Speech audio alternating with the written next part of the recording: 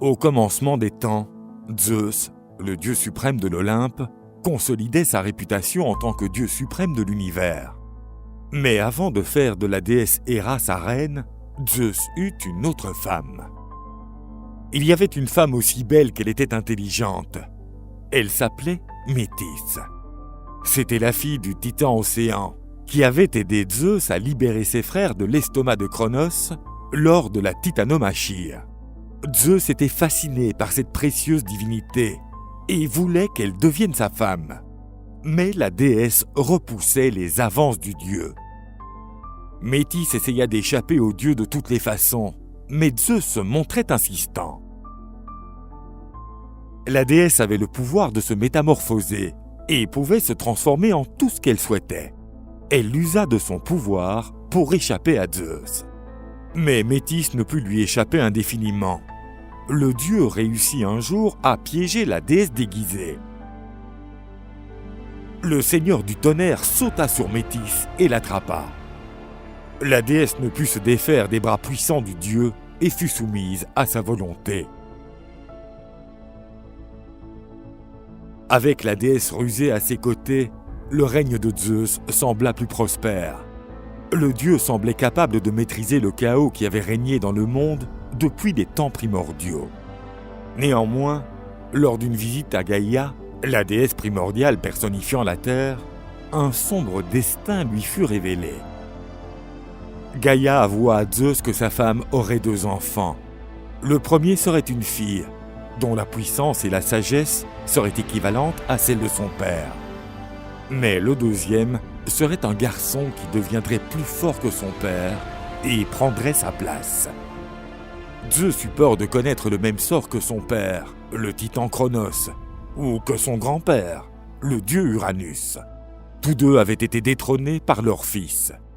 Inspiré par son père, Zeus conçut un plan pour éviter que ce présage ne devienne réalité.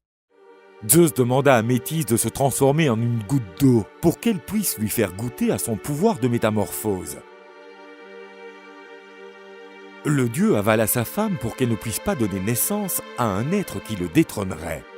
Ayant avalé sa femme, Zeus se dota des capacités de la déesse Métis.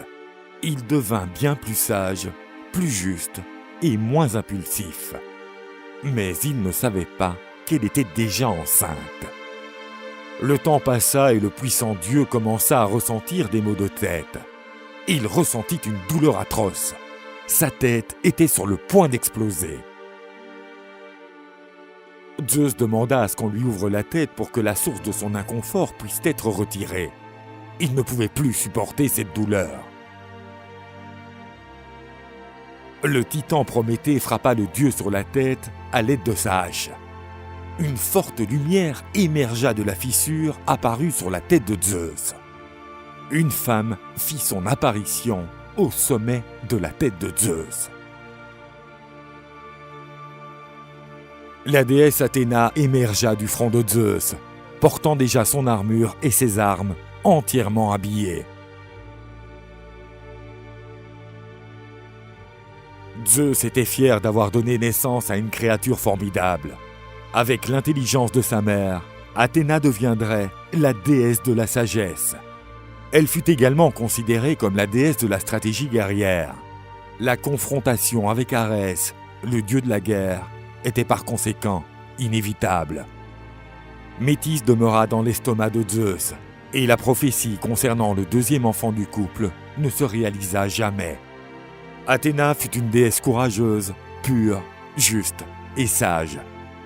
Elle était considérée comme la fille préférée de Zeus, et pour un bon nombre de personnes, il s'agissait de l'héritière la plus légitime du roi des dieux.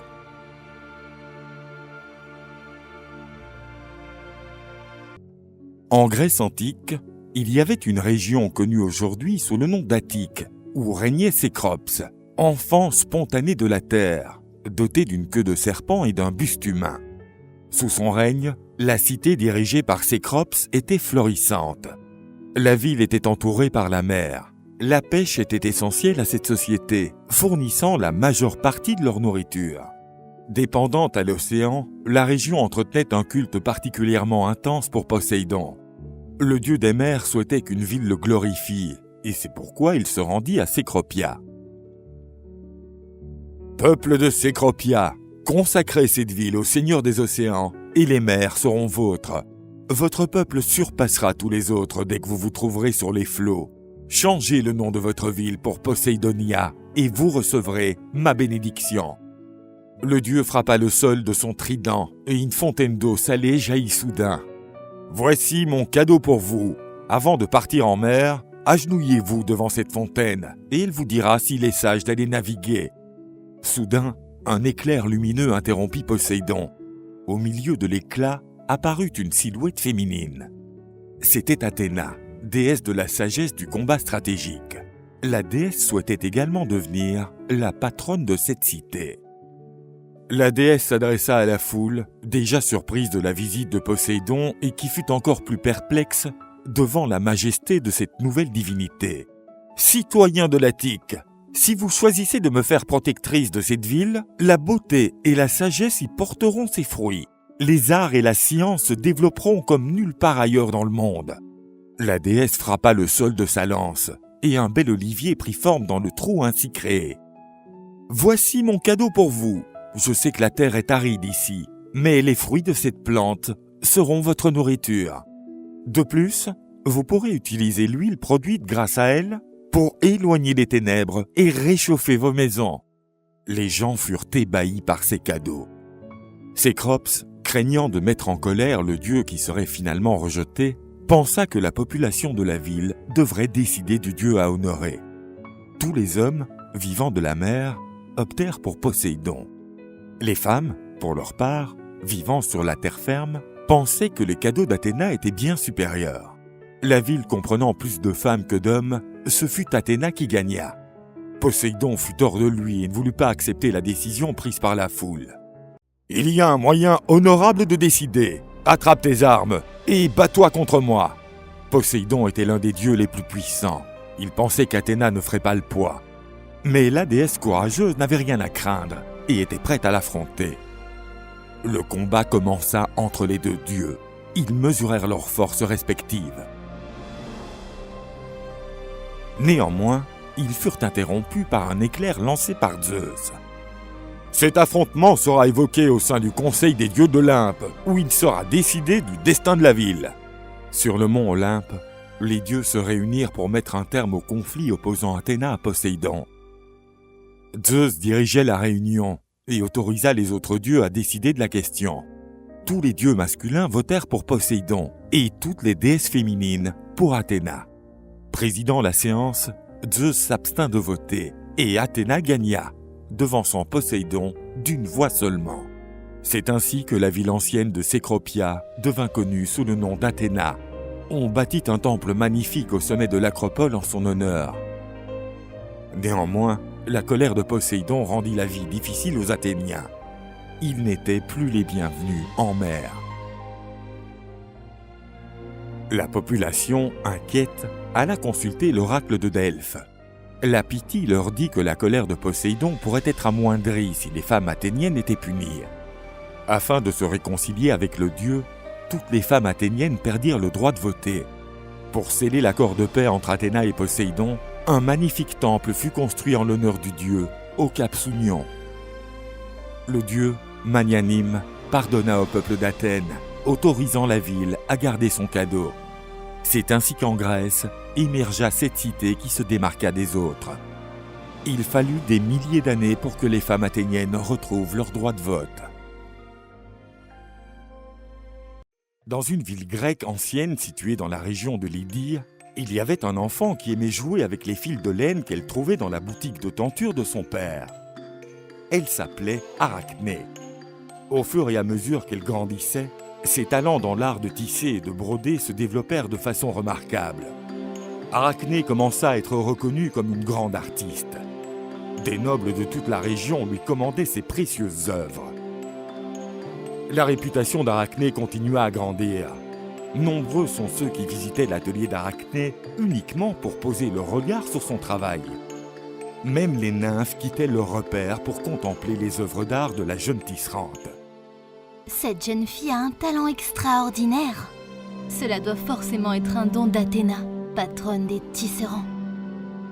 Un cadeau d'Athéna? Comment osez-vous attribuer le mérite de mon travail à une déesse qui ne s'est jamais présentée ici? La déesse Athéna fut informée du fait que la jeune femme se vantait d'être la plus grande des tisserandes, surpassant Athéna elle-même. Ces jeunes impétueux pensent toujours être invincibles, mais ne mesurent jamais vraiment les conséquences de leurs actes. Heureusement pour elle, aujourd'hui, je suis de bonne humeur. Athéna prit la forme d'une vieille femme et se rendit à l'atelier d'Arachné. Athéna reconnut que le travail de la jeune fille était incroyable. Elle voulait la guider dans la bonne direction, qu'elle se soumette aux dieux. Petite fille, il est vrai que tu es née avec un talent incomparable. Mais en dépit de ta jeunesse, je pense qu'il n'est pas sage de te comparer aux dieux, eux qui t'ont donné et peuvent également tout te reprendre. Ce que tu attribues à un talent divin ne m'a pas été octroyé par les dieux. Je l'ai acquis grâce à des années d'études, de travail et de dévouement. Mais tu dois te montrer reconnaissante envers Athéna. Elle est la patronne des tisserands. Je ne dois rien à Athéna. Je suis presque sûre que mes créations sont plus belles que les siennes. Si elle était si douée que cela, elle aurait le courage de relever mon défi. Quelle absurdité! Jeune fille, comment oses-tu mettre au défi les dieux? Athéna dévoila son identité, et les nymphes se courbèrent aussitôt devant la déesse. Mais l'audacieuse tisserande se tint devant elle avec un regard inflexible. Penses-tu vraiment pouvoir te comparer à la fille de Zeus et à la patronne des tisserands? J'accepte ton défi. Athéna et Arachné commencèrent alors leur affrontement improbable, où une jeune fille à peine sortie de l'enfance avait provoqué l'une des divinités les plus renommées. La jeune fille et la déesse ne s'épargnèrent aucunement pour réussir la tâche du mieux qu'elle le pouvait. Athéna tissa une scène retraçant sa glorieuse victoire contre Poséidon lors de la course pour Athènes. C'était là une œuvre particulièrement impressionnante. Lorsqu'Athéna vit le travail d'Arachné, elle fut émerveillée. Il était époustouflant. Alors que vous, les dieux, vous vous glorifiez en affichant vos victoires, je préfère exposer le côté le plus sombre des divinités. Arachné avait représenté Zeus se déguisant en taureau pour tromper la pauvre princesse Europe. Athéna fut prise d'une rage folle et déchira l'œuvre d'Arachné. Mais ce qui provoqua réellement sa colère, ce n'était pas l'offense que la jeune fille avait faite aux dieux, mais plutôt le fait que le travail d'Arachné était tout simplement parfait et irréprochable. Vous, les mortels, vous êtes tous les mêmes. Dès que l'on vous donne un talent exceptionnel, vous êtes envahis par la fierté, l'arrogance et la vanité, pensant que vous arriverez au niveau des dieux.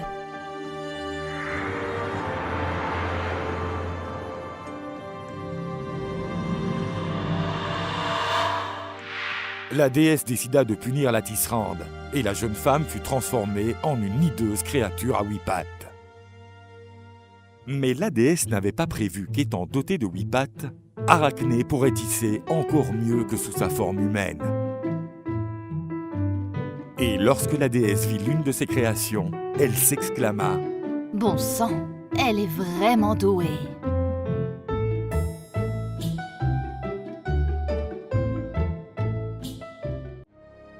Héphaïstos, dieu des forges, avait réprimandé sa femme Aphrodite après l'avoir surprise en flagrant délit de liaison extra-conjugale avec Arès, le dieu de la guerre. Le dieu mit longtemps à se remettre d'une telle humiliation. Pour soulager sa peine, il se mit à se consacrer exclusivement au travail. À cette époque, la guerre de Troie venait d'éclater et Athéna, déesse de la guerre stratégique, se rendit à la forge d'Héphaïstos pour commander de nouvelles armes et armures. Héphaïstos était un magnifique forgeron et Athéna aimait se rendre dans son atelier pour assister à la fabrication d'armes qui étaient de véritables œuvres d'art. Le dieu des forges appréciait les visites de la belle et altière déesse de la sagesse qui illuminait de sa splendeur la forge d'Héphaïstos et atténuait la solitude de la divinité forgeronne.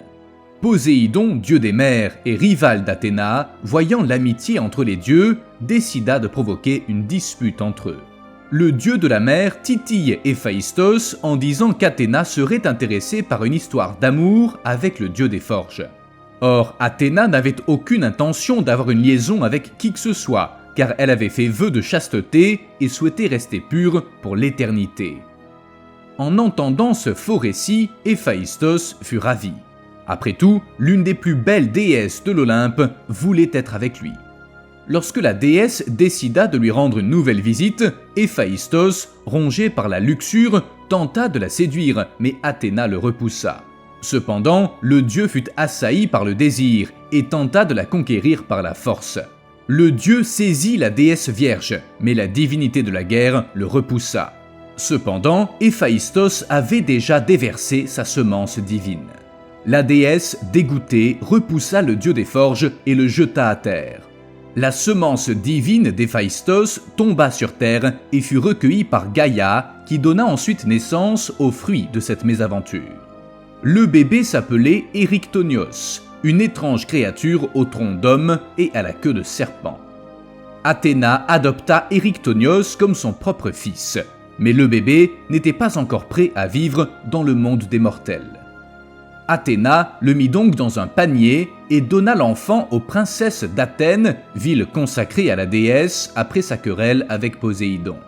La déesse leur dit qu'elles ne pourront jamais jeter un coup d'œil sur le contenu de la boîte. Mais la curiosité des princesses l'emporta sur leur prudence. Elles ouvrirent la boîte et trouvèrent la créature. Elles devinrent folles et se jetèrent du haut de l'acropole d'Athènes. Athéna revint chercher son fils et l'éleva dans le temple dédié à la déesse. Sous la tutelle de la divinité de la sagesse, Érictonios devint un adulte sage et diligent. Il fut l'un des rois légendaires d'Athènes, avec une régence prospère. C'est sous son règne que les Grecs apprirent à gérer l'argent. Ainsi, le fils d'Athéna entra dans l'histoire comme l'un des meilleurs souverains de l'Attique. Quelque part en Grèce, une créature maudite se cachait. Parmi tous les monstres qui habitaient les cauchemars des peuples helléniques, c'était certainement l'un des plus redoutés. Nombreux étaient les héros courageux qui avaient osé se lancer à la poursuite de cette créature, mais aucun d'entre eux n'était jamais revenu. Ils disaient que cet être était si hideux que personne n'aurait pu lui faire face. Son nom était la Méduse. Mais la Méduse n'avait pas toujours été comme cela. Jadis, elle avait été l'une des plus belles femmes à avoir jamais marché sur Terre. Elle était née de l'union de deux divinités marines de premier plan, Phorkys et Céto, et était venue au monde sous la forme d'un enfant normal. La Méduse avait deux sœurs, Sténo et Euryale. Il s'agissait de gorgones, des créatures mêlant l'apparence d'une femme et d'un serpent. Depuis son plus jeune âge, la Méduse était dévouée à la déesse Athéna, et lorsqu'elle jouait avec ses sœurs, elle faisait toujours semblant d'être la déesse Athéna, alors que ses sœurs aimaient être les méchantes. Un garçon nommé Iphiclès, le meilleur ami de la Méduse, jouait également souvent avec les filles. Les deux amis étaient inséparables. La Méduse grandissait, et chaque jour, elle devenait encore plus belle. Les charmes de la Méduse firent du jeune Iphiclès une cible facile pour Eros, le dieu de l'amour. Amoureux, Iphiclès déclara sa flamme à la Méduse. La jeune femme aimait beaucoup le garçon, mais elle rêvait de devenir prêtresse d'Athéna et, par conséquent, elle ne pouvait pas céder aux tentations de l'amour. Quand elle fut suffisamment âgée, la jeune femme commença sa préparation pour devenir prêtresse d'Athéna. Les apprentis du temple attendaient d'elle une conduite exemplaire et une discipline stricte, car tous leurs actes pourraient se refléter sur la réputation de la déesse. L'une des principales exigences pour devenir prêtresse d'Athéna était la pureté absolue. Elle devait ressembler en tout point à Athéna. Par conséquent, les jeunes femmes devaient rester vierges, tout comme leur déesse, qui ne s'était jamais abandonnée à l'influence d'Eros et d'Aphrodite. La Méduse devint une prêtresse parfaite, peut-être trop parfaite. Les rituels pratiqués par la Méduse attirèrent de plus en plus d'adeptes, ravis de la façon dont cette belle jeune femme exerçait chacune de ses activités. La méduse avait de beaux cheveux flottants qui, avec ses mouvements, envoûtaient pratiquement ceux qui la contemplaient. Un homme imprudent osa même dire que les cheveux de la méduse étaient plus beaux que ceux d'Athéna. La déesse, du haut du mont Olympe, observait toute cette agitation venant de l'un de ses temples. Et elle se rendit compte que la majorité des personnes qui les fréquentaient n'y allaient pas pour la glorifier, mais plutôt pour apercevoir cette charmante prêtresse. Athéna résista à la tentation d'agir contre ceux qui se détournaient de leur culte pour admirer la méduse. La déesse savait que même si la situation n'était pas normale, la jeune prêtresse n'était pas à blâmer, car elle faisait juste son travail du mieux qu'elle pouvait. Pendant ce temps, sur l'Olympe, Poséidon observait l'agitation de la déesse. Le dieu marin et Athéna avaient une grande rivalité, car ils se disputaient la souveraineté de la capitale de la région de l'Attique. La déesse avait gagné ce différend, et en l'honneur de sa nouvelle déesse protectrice, la ville avait changé son nom pour Athènes. Poséidon n'avait pas accepté cette défaite, et il avait donc attendu le bon moment pour se venger de la déesse. Le dieu se rendit compte qu'Athéna était préoccupée vers sa plus belle et gracieuse prêtresse, et il décida que cette belle jeune femme serait l'instrument de sa vengeance. Poséidon prévoyait de ternir la réputation d'Athéna en atteignant sa disciple la plus exemplaire. Pendant ce temps, la méduse continuait de vivre normalement, ignorant qu'elle était surveillée par les dieux olympiens. Un jour que la méduse marchait au bord de la mer, le dieu des mers regardait la jeune femme, tapie, cachée parmi les vagues. Elle entendit quelqu'un l'appeler par son nom et se rendit compte que cela venait de l'océan. Poséidon sortit de la mer dans toute sa splendeur. Le dieu usa de son charme pour séduire la prêtresse d'Athéna. Mais la méduse, bien qu'éblouie par toute sa splendeur, n'avait pas oublié ses vœux et rejeta les avances de Poséidon. Il ne put accepter d'être rejeté et se saisit du bras de la méduse. Elle réagit de façon inattendue et, le frappant au visage avec une grande violence, réussit à se débarrasser du dieu. La méduse courut vers le temple d'Athéna, seul endroit où elle se sentait en sécurité. Mais Poséidon, submergé par la luxure, poursuivit la jeune femme. Poséidon était sur le point de la rattraper lorsque le brave Iphiclès se dressa entre le dieu et la méduse. Malgré sa bravoure, Iphiclès ne constitua pas un obstacle pour le dieu qui, d'un coup sec, repoussa le jeune homme. La méduse entra dans le temple de sa déesse et s'agenouilla devant sa statue. Elle était en train de demander sa protection lorsqu'elle entendit s'approcher les pas lourds du dieu marin. Le dieu se tenait tout près de la jeune femme acculée qui, en pleurant, criait au secours. Poséidon la posséda de force sur l'autel de la déesse. Le dieu quitta le temple, satisfait. Sa vengeance s'était mieux déroulée que prévu. En plus d'avoir corrompu la meilleure prêtresse d'Athéna, il avait également dégradé son temple bien-aimé, qui, en raison de sa pureté, était si cher à la déesse. La méduse avait tellement honte de son impureté que la déesse Athéna elle-même prit la forme de sa statue et la réprimanda avec colère. Athéna lui dit que sans ses attitudes exubérantes, qui éloignaient les hommes du chemin de la vertu et de la pureté, et sans sa vanité, qui la rendait irrésistible, rien de tout cela ne se serait produit. Son temple serait resté exemplaire et son honneur de déesse n'aurait pas été dégradé. Athéna décida de punir la prêtresse devenue impure et coupable du déshonneur du temple dont elle devait s'occuper. La nuit tomba et Iphiclès reprit conscience après le coup terrible qu'il avait reçu et il se mit à la recherche de la méduse. Il l'entendit pleurer dans le temple d'Athéna. Quand il arriva enfin, il trouva la méduse assise sur le sol, pleurant dans l'obscurité. Elle lui demanda de ne pas s'approcher, car elle ne voulait pas être vue de cette façon. Inquiet, son ami vint tout de même à sa rencontre, souhaitant lui offrir des mots de réconfort. Mais lorsqu'il toucha l'épaule de la jeune femme, un serpent lui piqua la main. La méduse, surprise, se tourna, et les deux amis se regardèrent. Le jeune Iphiclès avait été transformé en statue de pierre. Désespérée, la méduse cria en étreignant la statue de son meilleur ami. Afin de ne blesser personne d'autre, elle s'enfuit. Mais lors de sa fuite, elle fut repérée par des citadins, et ceux qui la regardèrent dans les yeux furent pétrifiés. Ceux qui survécurent parlèrent aux autres de cette horrible créature, aux cheveux en forme de serpent. Un groupe fut alors formé pour aller chasser la créature.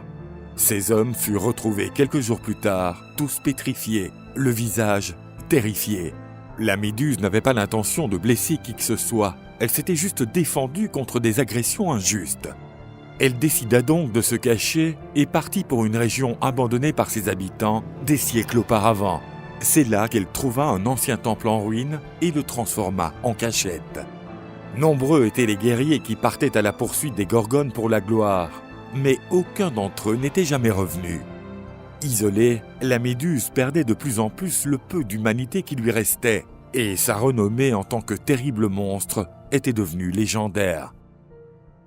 La méduse survivait en chassant de petits animaux et des rongeurs, et l'un de ses repas l'amena à des retrouvailles inattendues. La méduse tomba sur un buste antique datant des temps immémoriaux, qui représentait la déesse Athéna. Elle réalisa que ce temple en ruine avait autrefois été l'un des premiers bâtiments à accueillir en son sein la déesse. Cette découverte lui rappela ses anciennes habitudes. C'est ainsi que la méduse s'occupa du temple et célébra la gloire de la déesse, fille bien-aimée de Zeus, dieu suprême de l'Olympe. Malgré son existence misérable, la jeune femme avait réussi à conserver sa noblesse. Depuis sa demeure céleste, la déesse ne manqua pas de remarquer les actes honorables de son ancienne prêtresse, et se rendit compte que ce n'était pas par vanité qu'elle faisait tout cela, car personne ne pouvait être témoin de ses actes. Elle regretta d'avoir infligé une punition aussi cruelle et irréversible à la jeune femme. Alors qu'elle effectuait l'un de ses rituels, la méduse entendit approcher les pas d'un envahisseur. La face bestiale de la méduse émergea de nouveau du temple, se préparant à affronter un autre adversaire. L'audacieux guerrier avançait prudemment dans l'antre de la créature, alors qu'elle se préparait à l'embuscade. Sournoisement, elle se faufila vers le guerrier, et alors qu'elle était sur le point d'attaquer, elle fut heureuse de s'apercevoir qu'il portait le bouclier d'Athéna, l'égide sacrée qui avait appartenu à Zeus en personne. Le bouclier d'Athéna avait tellement été poli qu'on s'y reflétait comme dans un miroir.